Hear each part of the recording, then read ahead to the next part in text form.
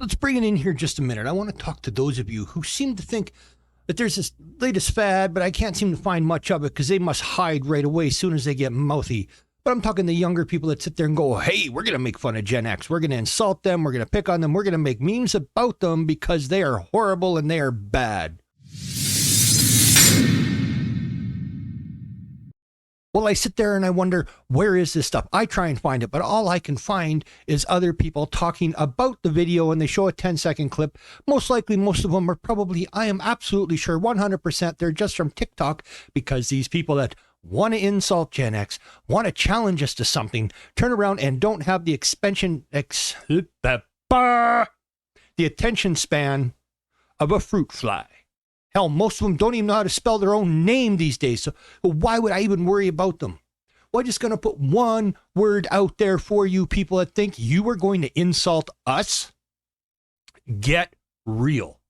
Okay, you're talking about Gen X. There's nothing you are going to say, come up with, dream about, or do that we haven't already experienced or done to ourselves. These things that you kids today think that are big insults and words of violence and all that, that was just the warm up when we were kids. Those were things that we did to our own siblings because we were bored, or our siblings did to us. These were warm ups, what you call huge insults today, and cause meltdowns for you and panic attacks, and it's a mental health crisis and you got to hide for a month.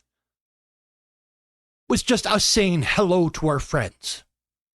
You don't get it, and you never will because you weren't there.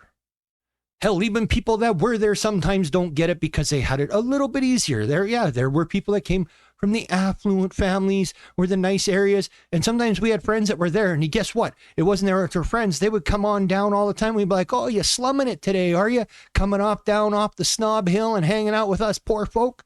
And they get mad. And they'd be like, my parents don't give me nothing. I have nothing too. So why are you doing that to me? But you really think you're going to come up with an insult.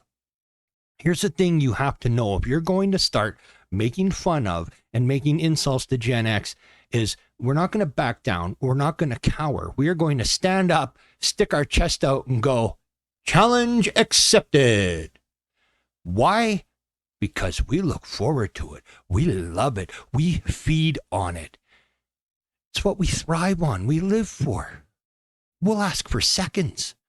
Because what you don't understand is when we come back at you and we target you and we insult you, we're not going to just make fun of you. We're going to dig. We're going to go deep. We're going to find that most painful thing in your life, that button deep in the back of your mind. You don't even know it exists. And we are going to push it, not once, not twice, but over and over and over and over again until your frickin' head explodes.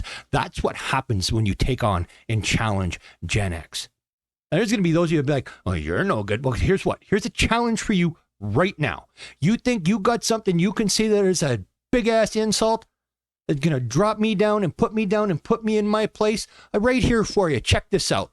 Right there. See that number? 1-855-770-0584. You watch this video, you call that number, and you leave a voicemail with your big-ass insult towards me or Gen X, and I swear I will play it. I won't hide it. I won't delete it. It will come up on YouTube.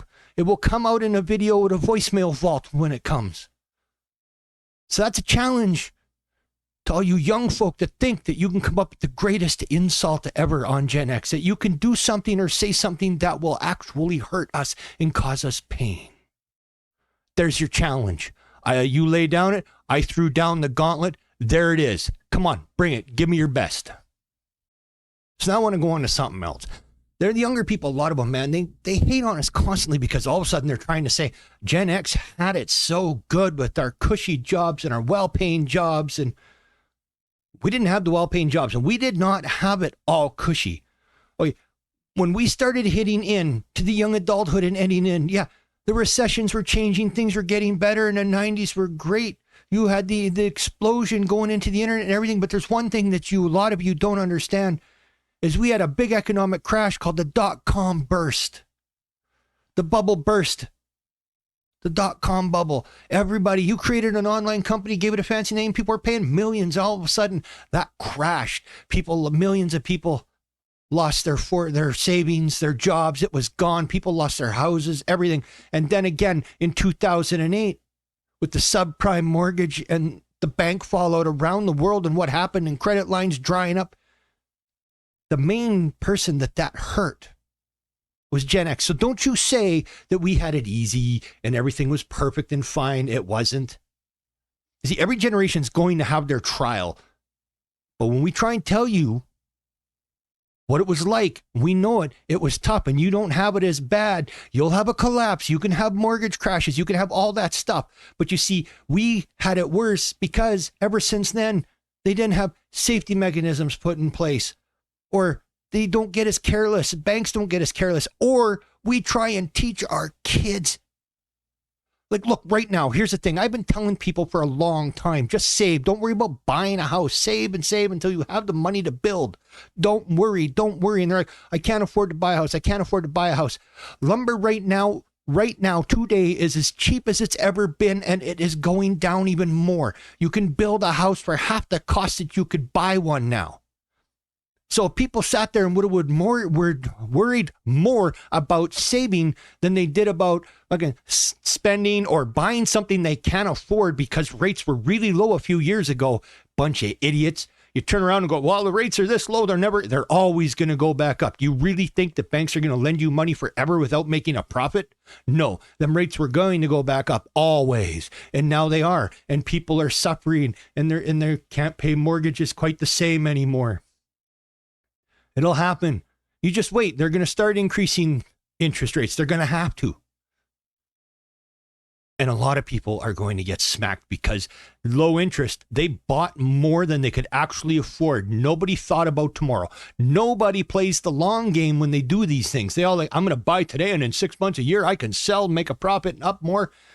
You know what? When you're buying a house, if you're really buying a house, none of that matters if you actually plan on living there for 20, 30 years. If that is going to be your home, and that is it in your castle, you don't have to worry about all that other fancy shit they tell you and the investors and real estate speculators and all that bullshit.